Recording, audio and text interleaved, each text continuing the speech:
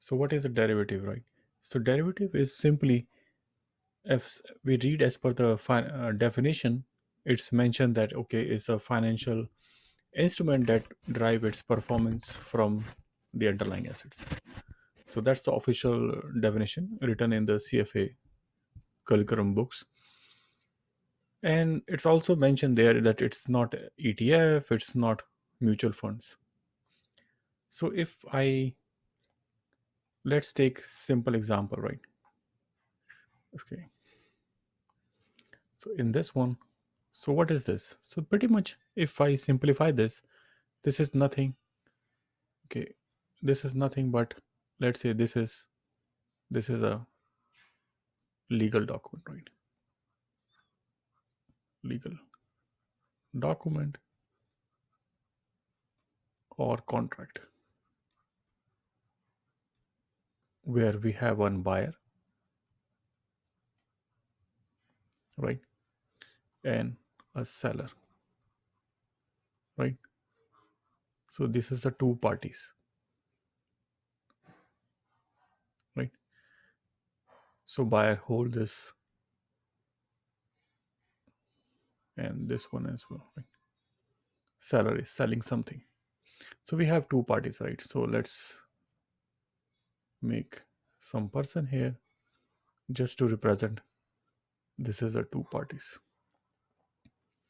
And underlying in assets, right? So underlying this, so let's say this has some asset, right? Asset can be anything, right? So simple as that. Let's say what can be asset, right? It can be equity, right?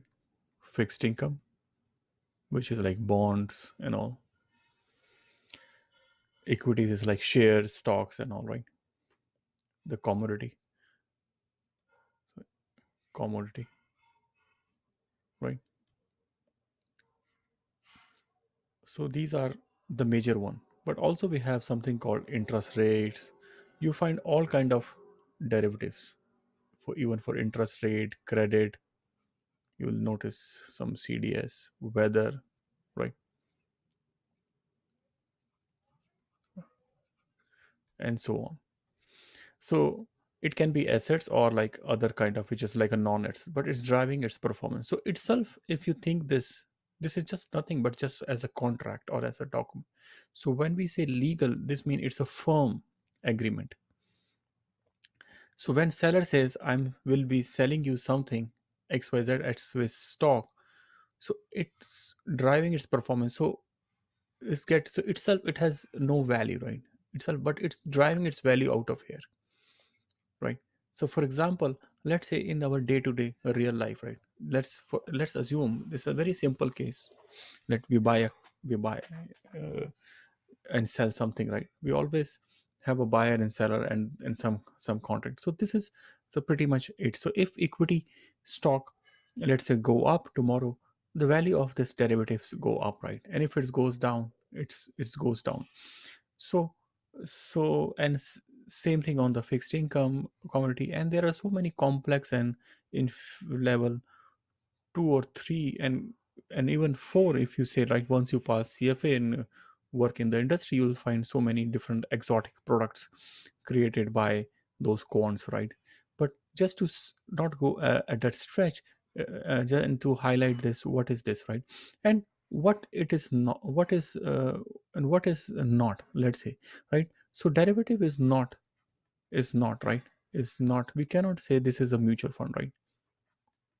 Mutual fund, because mutual fund, what is the mutual fund, right? Mutual fund at the end is just the manager where it buys so many stocks, or it has weights together. So it's kind of a, let's say, so we cannot say it's a mutual fund or it's a ETF, right? So that can be a good exam question if somebody want to ask what is a derivative, what is not. And if somebody is selling, and this is, for example, this is always in, this is in the future market, right? This is in going forward basis. So some of the characteristics, right? If I say character, characteristics of it. So what is this? So it's number one is not in spot market, right? It's going forward, right? Which says going forward, right? It's not in spot market because let's say I'll buy, for example, let's say if I pick a very simple example, if forget about some the financial instrument, right? We name it.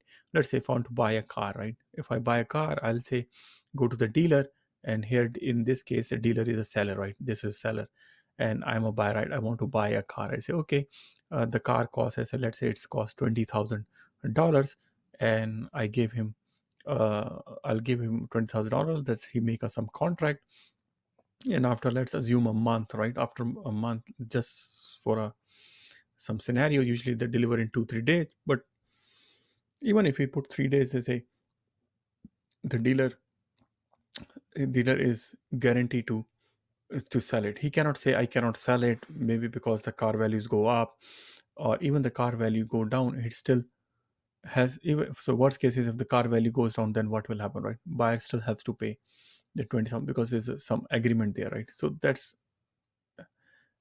kind of firm agreement, right? In between. So that's kind of one.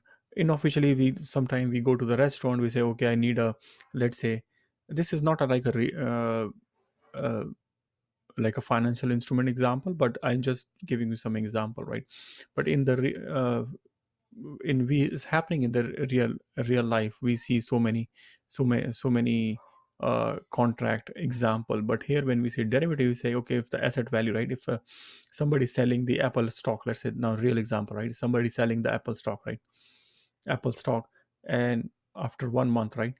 So it says so he'll buy there is a contract between the buyer and seller, I say, and when the time comes, this person pays the money, and this sellers delivers the deliver the share, right? So let's say in our example, this is he's delivering the shares, he gives the cash, right?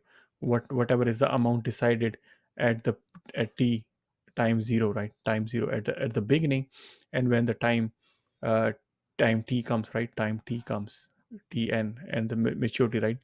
That's what happens. So basically, so that's a two-step process. So let's say, let's give this example, right? At 20, right? 20 20, the buyer says okay, let me buy, I will buy a I'll buy some stocks from you, right? The buyer wants to buy stock of Apple, let's say $10,000, worth of $10,000. I just giving some example, right? Let's don't go for a unit or something. Let's say some example, at after 1 month, right? After, let's say, 30 days, right? And at t n or t, let's say t30, the seller gave Apple shares of Apple, and receive cash, right? So this is a very simple derivative example. But what can happen, right? Why we need to do this, right? Because think this way, right? In the with the very little or no cash upfront exchange, right? Here is no cash upfront exchange, right? And still we lock something for the future. So that's why it's a very good derivative, also very good risk management tool, right? Risk management management tool, right? So this is, so they lock the future prices. So in the book, and they mention, okay, in the airline industry, because the price of the oil goes up and up, so what they do, they buy the future contracts or the future or forward contracts, so to lock the price, right? So even if tomorrow the barrel price goes up, but they still have the lock price. So this way they manage a risk by that way, right? So that's one of the example. Second thing is, you learn later on, there is a long put strategy, right? Long put. So long put strategy is nothing but, just we'll cover in more detail in later on in the course in part 2, but just to give a little bit flavor, right, of that in right now, that what will happen. So long put, basically, if the buyer will buy the option, basically long put means is the option, and if the price of the share, let's say tomorrow, goes uh, below x below x amount of dollars, he's still able to sell that uh, sell his share at x amount, right? So it's basically like a insurance. So it act as a X as a insurance, right? So for example, if let's say if you buy the long put, just to put some numbers there, at $20, right? $20, right? And current share is also, let's say, $20, right? So basically he hedged perfectly, right? It's just share price is $20, right? And he buy that the long put option where the exercise is the perfect term, the terms used is as $20, right? But if tomorrow the share price goes, let's say, below 20, let's say it goes to 10, right? But he still go to the seller and say, now I you have a contract with me, and he sell that to $20, right? So there is a no loss here, right? And I assume the cost of buying right now for in this example is zero, right? So perfectly he has no problem. So it's a very good tool to manage the risk management, right? So that's one thing. Third thing is a key mention here, is a highly leveraged. Is highly leveraged, right? So we can take a leverage, or takes the, let's say, the loan or debts with the risk free rate, and have a big position, right? So that's what it's trying to say here. With the derivatives, we can have a lot of leverage here. So that's pretty much. If we now I go back to the slide, right, which it's mentioned here, it makes a little bit more sense rather than just reading. So what is here, it's a derivative is a financial instrument. That's one thing that drives its performance, right, from the underlying. And we know what are the underlying, right? So it's underlying assets, but it cannot be asset, as we see in the earlier example, right? And I'll also list it here for you as well, right? And the underlying, or it also says underlying asset or underlying, it can be equity, credit, energy. And it's a good risk management tool, right? So that's what that was we notice, right? It's similar to the insurance, and we see the long put example. And it's created in the form of a legal contract for sure, right? Because we don't want somebody to walk away and leave the buyer while in pain, right? So it defines very well, yeah, as a contract we know what are somebody rights and what somebody has obligation for each party. Okay. And it involves two party, right? The long or the buyer, and short the seller or writer. Okay, so there is some terminology which it mentioned here, right? In when we mention the derivative, when we say the buyer, right? So buyer can be, maybe I can write on that slide itself. So buyer in buyer also says, if the long, right? If because we are, who purchases this contract, right? Who purchases this derivative contract, right? He's the buyer, right? He owns it. And on the seller side, he's somebody who we can also set the short, or if you notice in the book, writer. It's the same thing, right? The sellers means he's who agree to do something from other, right? Other means here is the buyer, right? Is the buyer actually this one, right? Either now or later, right? So he's selling something, right? He willing to do something, he's selling. So that's but pretty much for this lecture. And see you on the lecture. Thanks, bye.